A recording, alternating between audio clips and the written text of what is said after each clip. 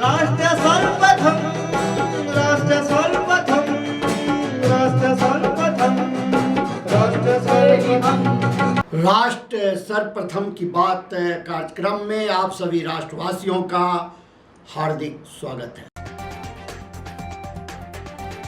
प्रधानमंत्री नरेंद्र मोदी ने संसद के 3 दिवसीय विशेष सत्र को महिला सशक्तिकरण के इतिहास में एक ऐतिहासिक कदम करार दिया।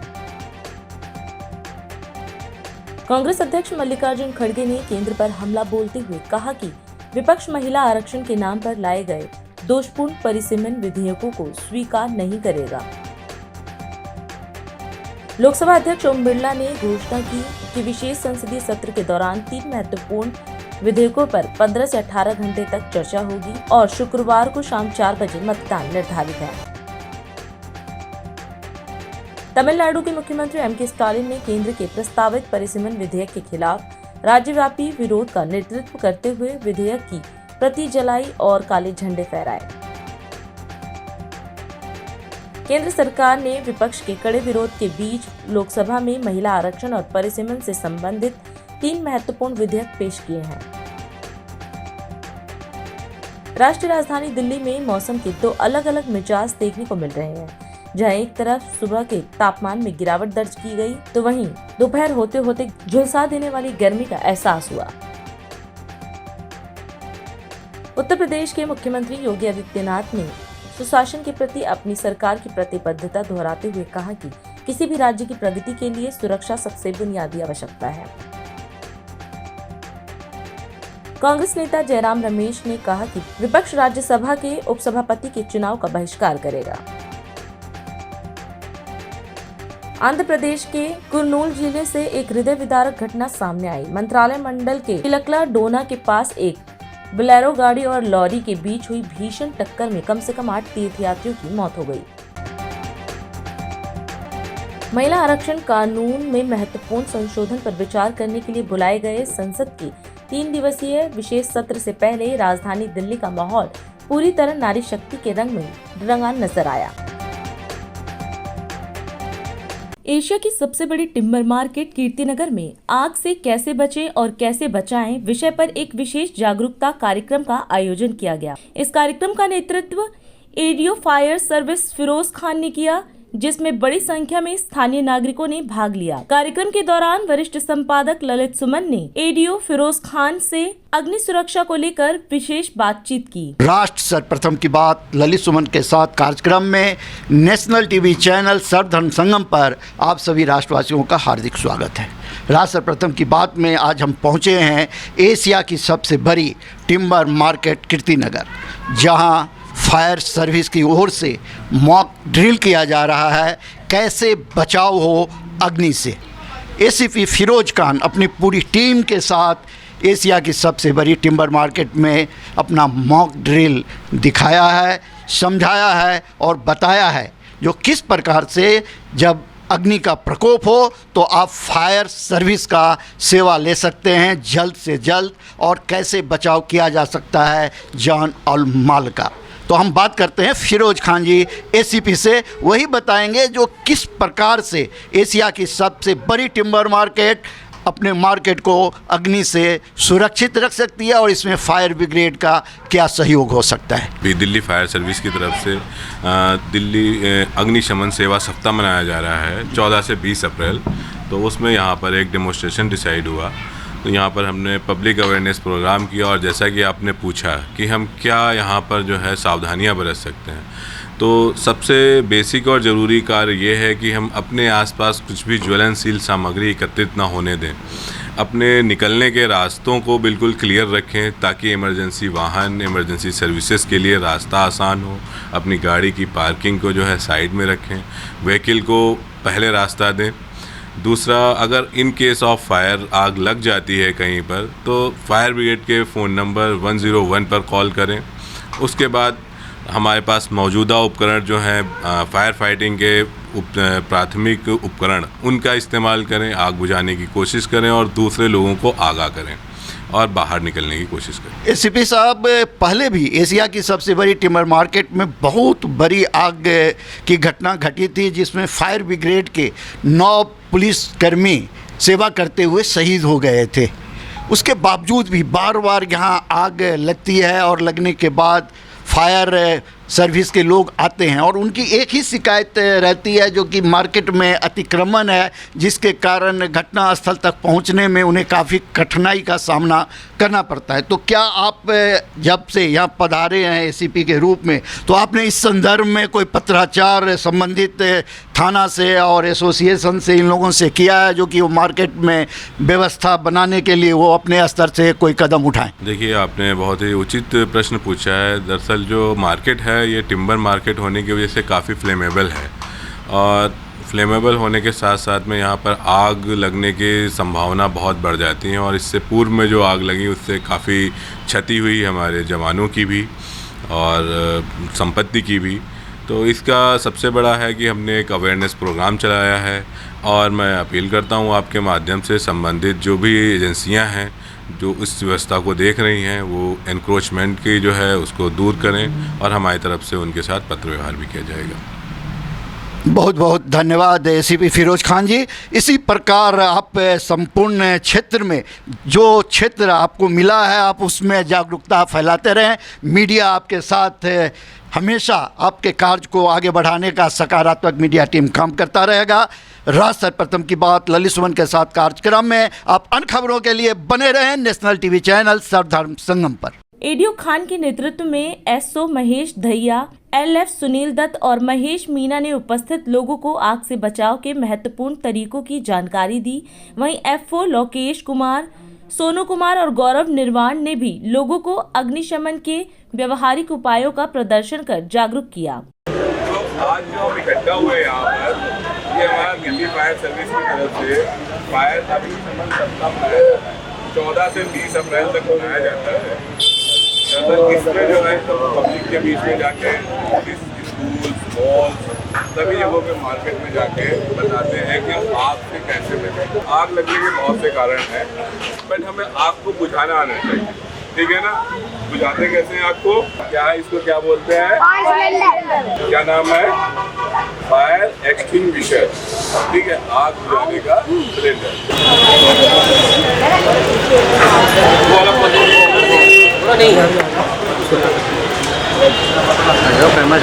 अब इसको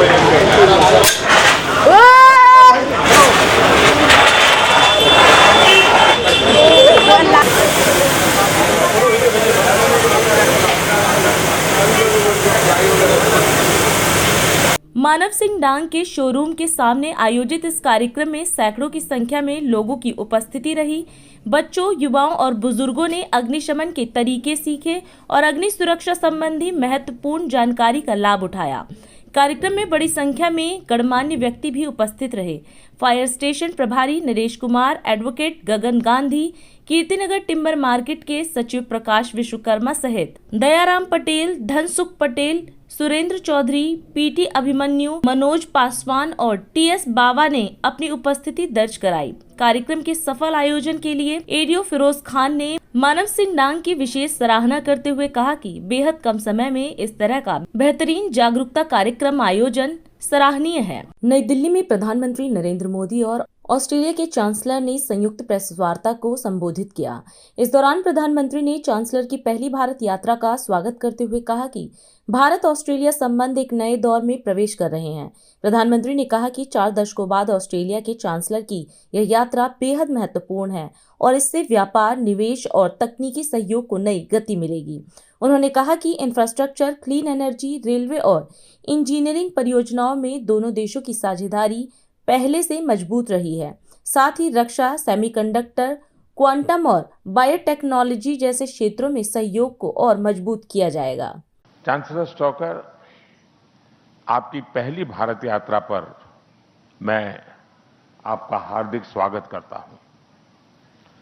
हमें बहुत खुशी है कि आपने यूरोप के बाहर अपनी पहली यात्रा के लिए भारत को चुना। यह आपके विजन और भारत ऑस्ट्रेलिया संबंधों के प्रति आपकी प्रतिबद्धता को दर्शाता है।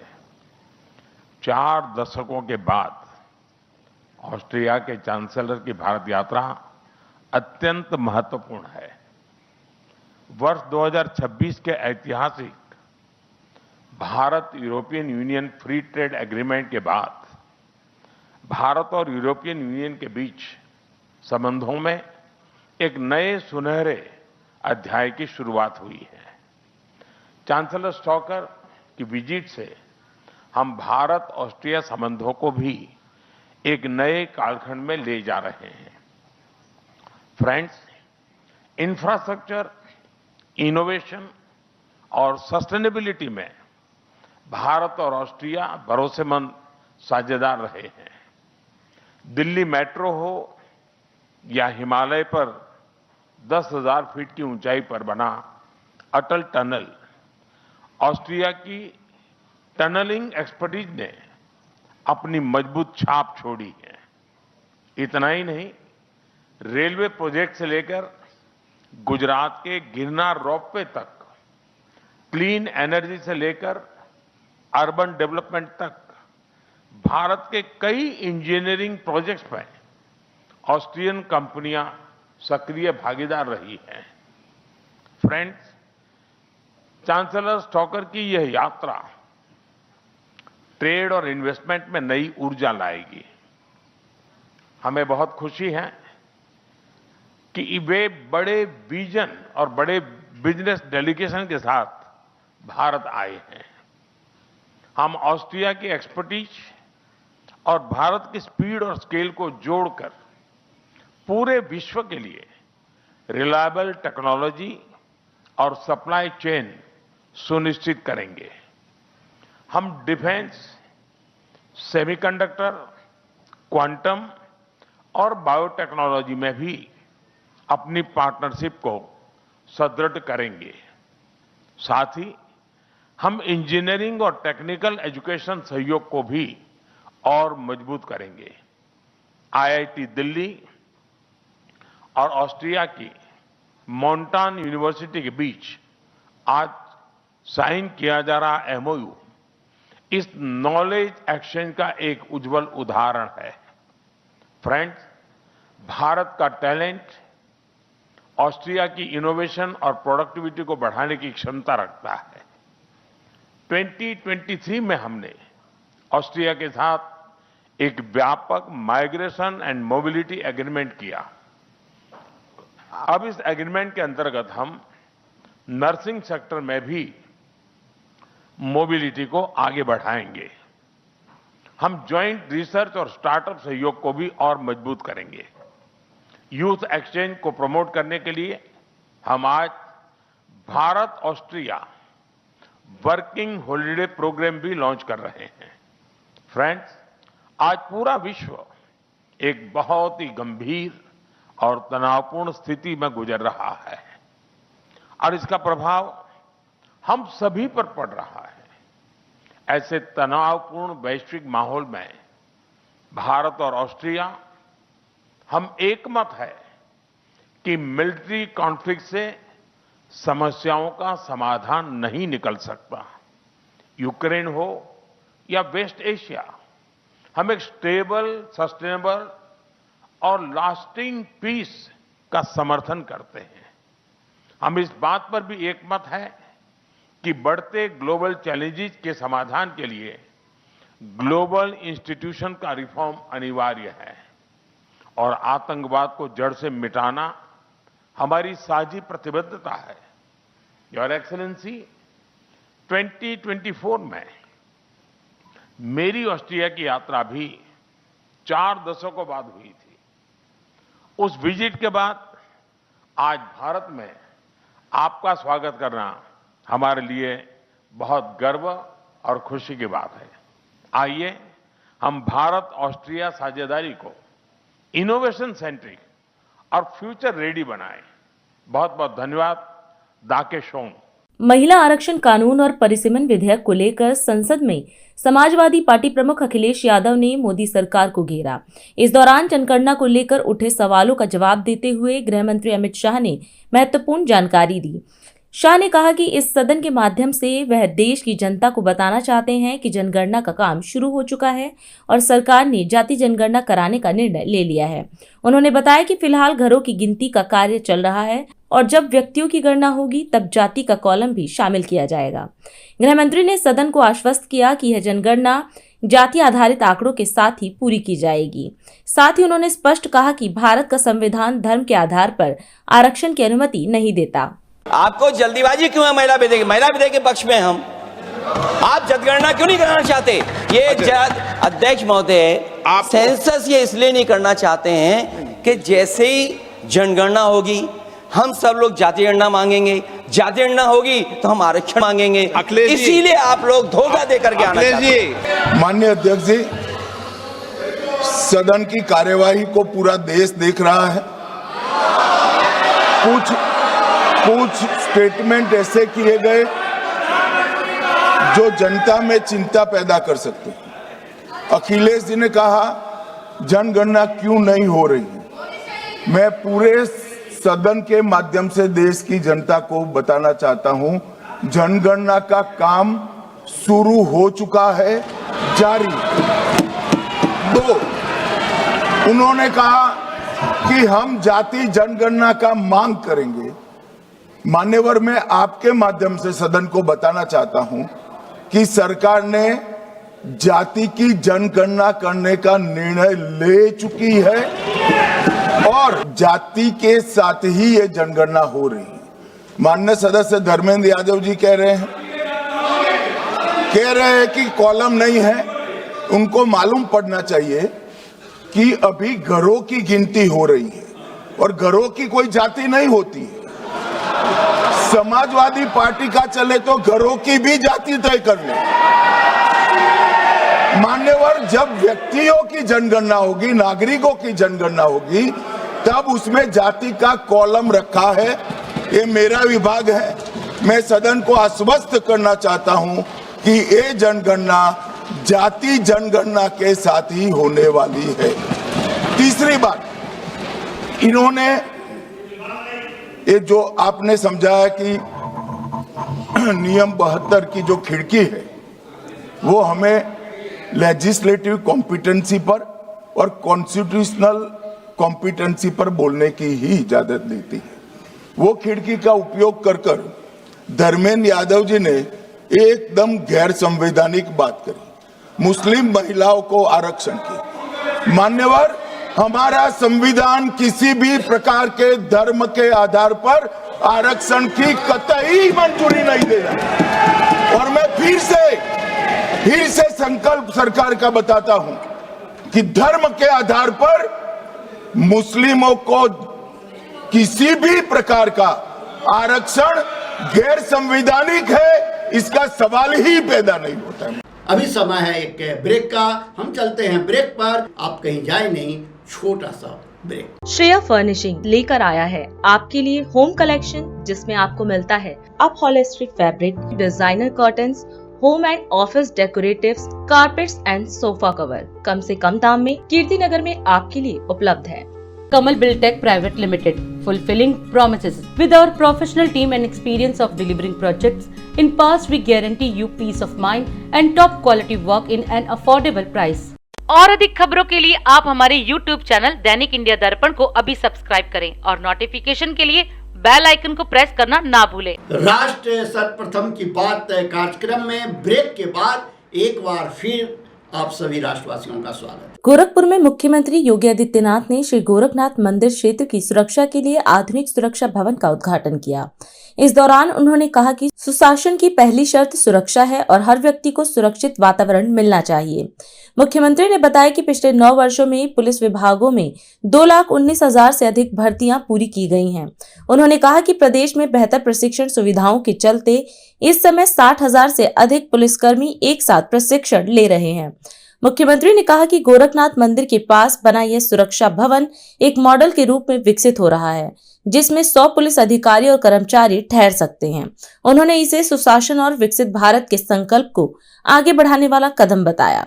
गोरखपुर में सुरक्षा भवन के आज के इस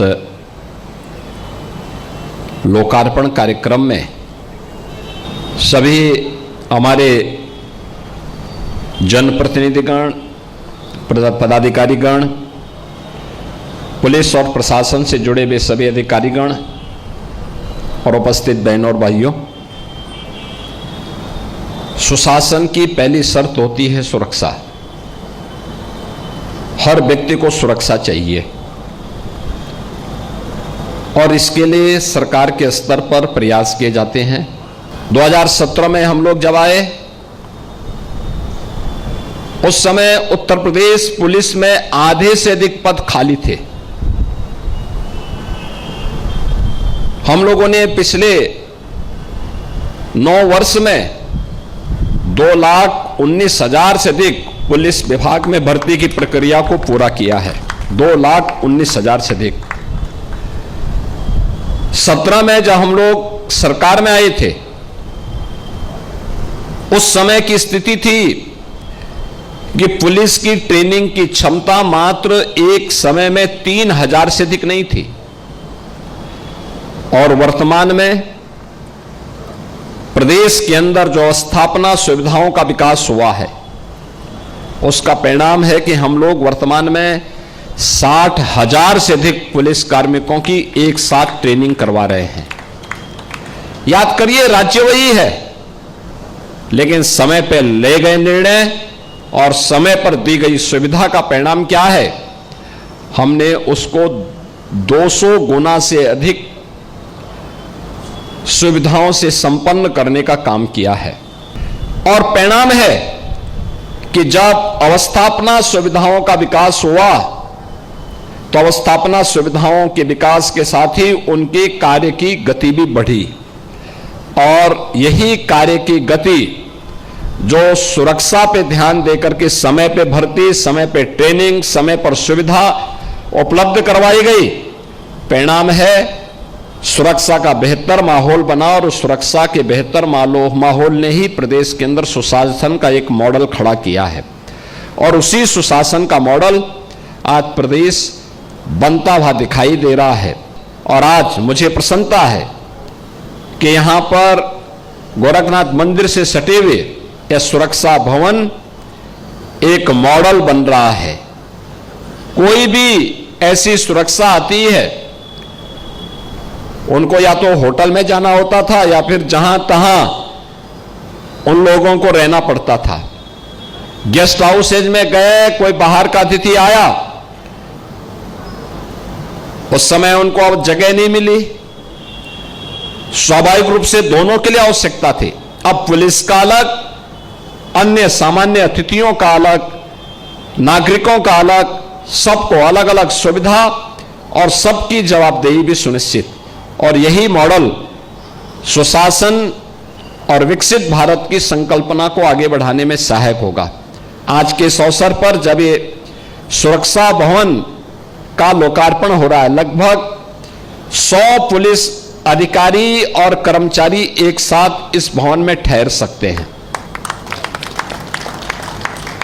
गोरखपुर के सुरक्षा एसपी सुरक्षा का कार्यालय यही होगा और साथ साथ उनके साथ डिप्टी एसपी, उनके साथ इंस्पेक्टर्स, सब इंस्पेक्टर्स, एनएसजी और अन्य जो भी हमारी फोर्स है सुरक्षा के लिए, जिनकी जिम्मेदारी होती है, जवाबदेही होती है, उनके लिए बेहतरीन आवासीय सुविधा, उनके लिए मेस, उनका ऑफिस, उनके मीटिंग हॉल, ये सभी कुछ उनको यहां पर उपलब्ध होगा। आज के इस अवसर पर मैं उत्तर प्रदेश पुलिस को एक नई सुविधा प्राप्त हुई है, सुरक्षा मुख्यालय को और उनसे जुड़े हुए उन सभी कार्मिकों को जिनको यहाँ पे रहने का अवसर प्राप्त होगा।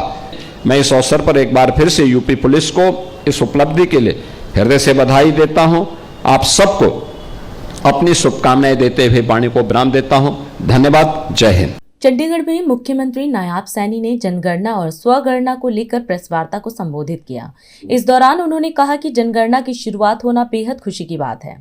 मुख्यमंत्री ने कहा कि यह केवल प्रशासनिक प्रक्रिया नहीं बल्कि विकसित हरियाणा और विकसित भारत की आधारशिला है। उन्होंने बताया कि देश में स्वतंत्रता के बाद यह 8वीं और हरियाणा गठन के बाद 6ठी जनगणना है। मुख्यमंत्री ने कहा कि हरियाणा में जनगणना का पहला चरण 1 मई से 30 मई 2026 तक चलेगा, जिसमें मकानों की गणना की जाएगी। साथ ही 16 अप्रैल से 30 अप्रैल तक स्वगणना की सुविधा भी उपलब्ध रहेगी। उन्होंने इसे डिजिटल भारत की दिशा में एक महत्वपूर्ण कदम बताया। हम सब के लिए ये बहुत खुशी का विषय भी है कि आज जनगणना का ये प्रारंभ हुआ है, शुरुआत हुई है। मैं आप सभी के माध्यम से हरियाणा के प्रत्येक नागरिक तथा जनगणना 2027 का ये संदेश भी आप सबके माध्यम से पहुंचाना चाहता हूं। साथियों, यह केवल एक प्रशासनिक प्रक्रिया नहीं है, बल्कि हमारे विकसित हरियाणा, विकसित भारत की आधारशिला है। जनगणना के महत्व को देखते हुए देश के यशस्वी प्रधानमंत्री आदरणीय नरेंद्र मोदी जी ने हमारी जनगणना हमारा विकास की बात उन्होंने कही है। उन्होंने ये बात कही है कि हमारी जनगणना हमारा विकास यह एक संकल्प है जो हर नागरिक की भागीदार से वो साकार होगा। इसकी सही तरीके से शुरुआत जो हुई प्रथम दृष्टा में अगर हम देखें तो 1872 में इसकी जनगणना की शुरुआत हुई थी। इस समय देश में स्वतंत्रता के बाद 8वीं और हरियाणा के गठन के बाद ये 6ठी जनगणना हो रही है। भारतीय जनगणना को विश्व की सर्वश्रेष्ठ जनगणनाओं में से एक माना जाता है। हरियाणा में जनगणना का प्रथम चरण आगामी 1 मई से 30 मई 2026 तक होगा। इस दौरान मकानों की जनगणना, जो मकानों की गणना है, वह सूचीकरण का कार्य पूरा किया जाएगा और इससे पहले 16 अप्रैल से 30 अप्रैल तक सब गणना की सुविधा भी उपलब्ध कराई गई है। यह डिजिटल भारत की दिशा में एक महत्वपूर्ण कदम है। यह नागरिकों को स्वयं अपनी जानकारी दर्ज कराने का अधिकार और सुविधा प्रदान करता है। जनगणना वह मजबूत आधार है, हम सब जानते हैं, जिस पर हमारे देश व राज्य की विकास योजनाएं तैयार होती हैं। उसी से ही जो आदरणीय प्रधानमंत्री जी ने कहा है और उन्होंने जो नारा दिया है, हमारी जनगणना हमारा विकास, ये इसी के ऊपर आधारित है, इसी के ऊपर योजनाएं तैयार होती हैं। और साथियों, हम सब ये भी जानते हैं, चाहे नए स्कूल का निर्माण हो और चाहे अस्पतालों की स्थापना हो, सड़क बनाने की बात हो, बुनियादी ढांचे का विस्तार हो या फिर गरीब और जरूरतमंदों के लिए योजनाओं का निर्माण हो, इन सभी का आधार सटीक जनगणना आंकड़े से ही होते हैं। मैं यही कहना चाहूंगा कि जनगणना में हिस्सा लें। आइए मिलकर के इस राष्ट्रीय महत्व को, कार्य को हम मिलकर के सफल बनाएं। धन्यवाद। जय हिंद। और अधिक खबरों के लिए आप हमारे YouTube चैनल दैनिक इंडिया दर्पण को अभी सब्सक्राइब करें और नोटिफिकेशन के लिए बेल आइकन को प्रेस करना ना भूलें। आज हम इस कार्यक्रम में आपसे विदा लेते हैं। आप अन्य खबरों के लिए बने रहे। राष्ट्र सर्वप्रथम, वंदे मातरम, जाग उठा है भारत। राष्ट्र सर्वप्रथम, राष्ट्र सर्वप्रथम, राष्ट्र सर्वप्रथम, राष्ट्र सर्वप्रथम।